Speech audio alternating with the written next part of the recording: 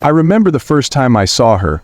It was a Tuesday, the kind of day that slips by unnoticed, lost in the hum of routine.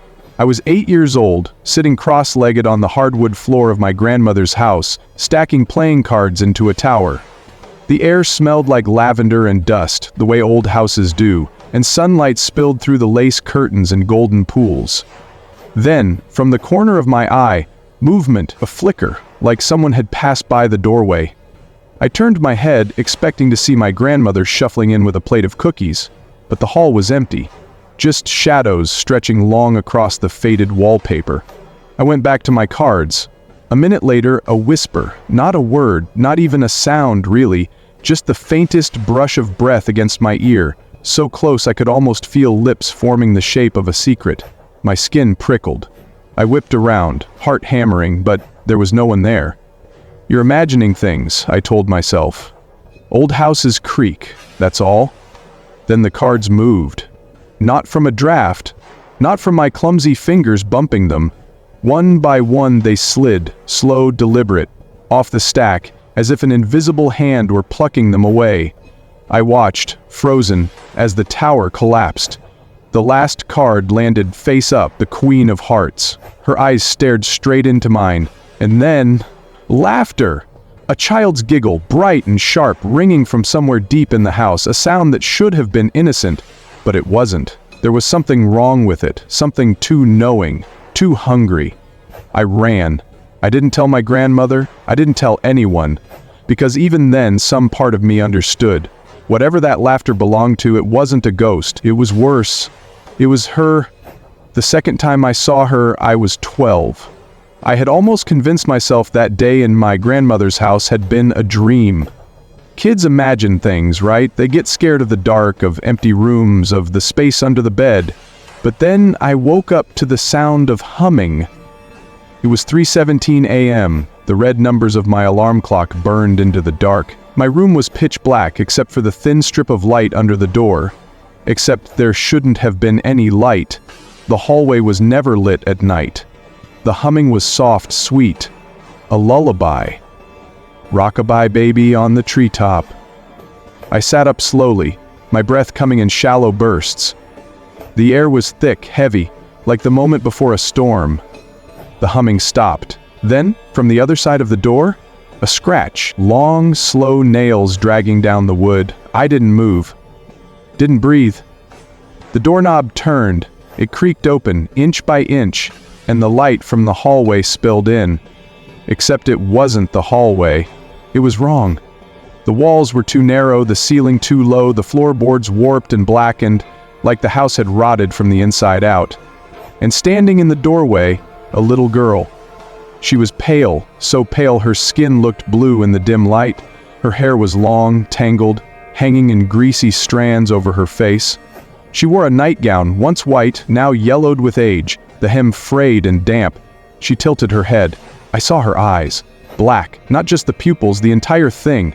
No whites, no iris, just two pits of endless dark, fixed on me. She smiled. Her teeth were sharp. I screamed, my parents burst in, flicking on the lights, but by then the hallway was normal again. The girl was gone. They told me it was a nightmare, that I had been sleepwalking, that everything was fine, but I knew she was real, and she was coming back. The third time I saw her, I was 16. By then, I had rules. Never look into mirrors at night. Never answer a voice calling your name when no one's there. Never ever say her name out loud. I thought I was safe. I was wrong. It happened at a friend's sleepover. 6 of us crammed into a basement, giggling over horror movies, passing around a bag of chips. The TV flickered, casting long shadows on the concrete walls. Then the power went out. Darkness swallowed us whole. Someone shrieked. Someone else laughed nervously. A flashlight clicked on, sweeping across our faces. "Probably just the breaker," my friend said, standing. "I'll go check."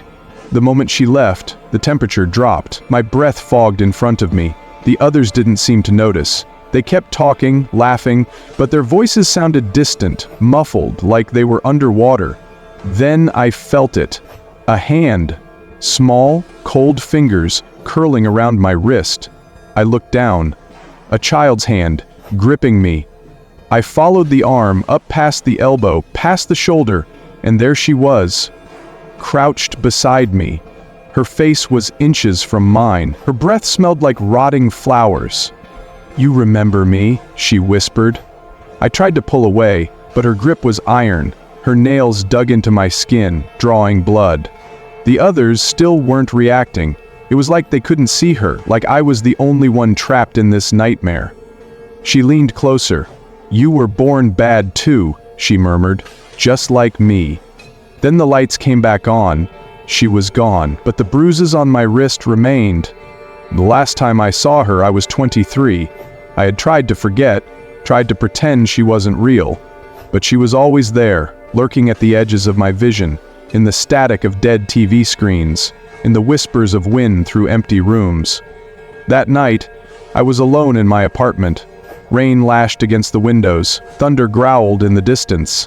I was brushing my teeth when I felt it. The shift in the air, the sense of being watched. I spat into the sink and looked up, the mirror. For a second, my reflection was normal.